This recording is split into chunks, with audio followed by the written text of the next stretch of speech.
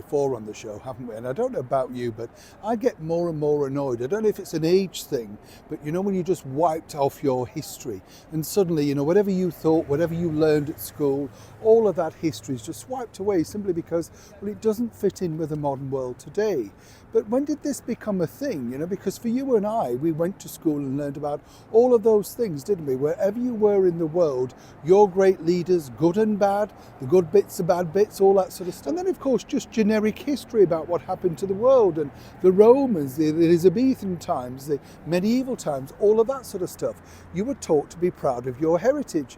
Now this modern day age just seemingly want to wipe away literally everything. Take this man, for instance, beautifully played on the big screen way back in the 1930s by none other than the swashbuckler himself, Errol Flynn. Now, we're talking, of course, about the brilliant folk hero that is Robin Hood. Rob the rich to give to the poor. Some people might say this is all the governments today. The opposite way round, though, you know. Take off the poor, give back to the rich, you know what it's like. But it's fascinating to think when you look at all of these things, and it doesn't matter what generation you are, Robin Hood has become a sort of folklore, particularly in the Nottinghamshire area.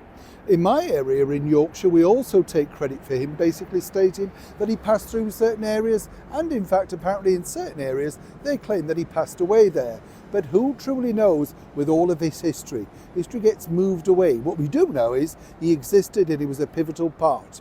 What's fascinating about this particular story, though, is, and we've mentioned this before, it's all about companies who decide to do away with their heritage, everything that means something to somebody, and then they wonder why they go bust. You know the sort of thing, Bud Light, just to name one, you know. They've tried everything in their power, but they wiped away their loyal audience, all by trying to go for a smaller audience, simply because they thought it was the right thing to do. The lunatics that had employed these marketing people now have all been fired, of course, and the company's struggling. A little bit like John Lewis over here. But back to Robin Hood. You see, in the very heart, the epicenter of what would be his world, Nottingham, Nottinghamshire Building Society have decided to do away with the famous Robin Hood logo. And apparently, according to them, this is not because, you know, it's not about history. No, it's about inclusivity. And they've employed a brand new team of marketeers. Remember, this is Nottinghamshire Building Society, not across the United Kingdom, a local area. But apparently they don't want to offend anybody else, so they're rebranding, taking that particular logo away and moving on. Now, I don't know about you, but what I find fascinating about this particular story, just in itself, is the fact that who at first thought this was a good idea?